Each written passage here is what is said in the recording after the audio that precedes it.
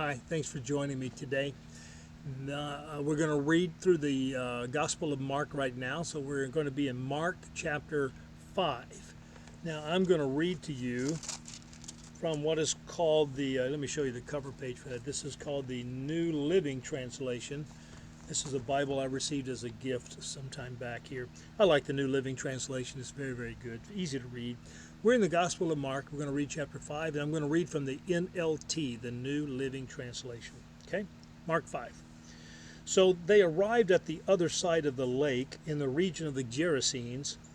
When Jesus climbed out of the boat, a man possessed by an evil spirit came out from a cemetery to meet him. This man lived among the burial caves and could no longer be restrained, even with chain. Whenever he was put into chains and shackles, as he often was, he snapped the chains from his wrist and smashed the shackles. No one was strong enough to subdue him. Day and night he wandered among the burial caves and in the hills, howling and cutting himself with sharp stones. When Jesus was still some distance away, the man saw him, ran to meet him, bowed low before him. With a shriek he screamed, "Why are you interfering with me, Jesus, Son of the Most High God? In the name of God, I beg you, don't torture me." For Jesus had already said to the spirit, "Come out of the man, you evil spirit." Then Jesus demanded, "What is your name?" And he replied, "My name is Legion, because there are many of us inside this man." Then the evil spirits begged him again and again not to send them to some distant place. There happened to be a large herd of pigs feeding on the hillside nearby. "Send us into those pigs," the spirits begged. "Let us enter them." So Jesus gave them permission. The evil spirits came out of the man and entered the pigs, and the entire herd of 2,000 pigs plunged down the steep hillside into the lake and drowned in the water. The herdsmen fled to the nearby town and the surrounding countryside, spreading the news as they ran. People rushed out to see what had happened. A crowd soon gathered around Jesus, and they saw the man who had been possessed by the legion of demons. He was sitting there fully clothed and perfectly sane, and they were all afraid. Then those who had seen what happened told the others about the demon-possessed man and the pigs, and the crowd began pleading with Jesus to go away, leave them alone. As Jesus was getting into the boat, the man who had been demon-possessed begged to go with him. But Jesus said, "No, go home to your family and tell them everything the Lord has done for you and how merciful he has been." So the man started off to visit the 10 towns, otherwise known as the Decapolis, of that region, and began to proclaim the great things Jesus had done for him, and everyone was amazed at what he told them. Jesus got into the boat again and went back to the other side of the lake, where a large crowd gathered around him on the shore. Then a leader of the local synagogue, whose name was Jairus, arrived. When he saw Jesus, he fell at his feet, pleading fervently with him.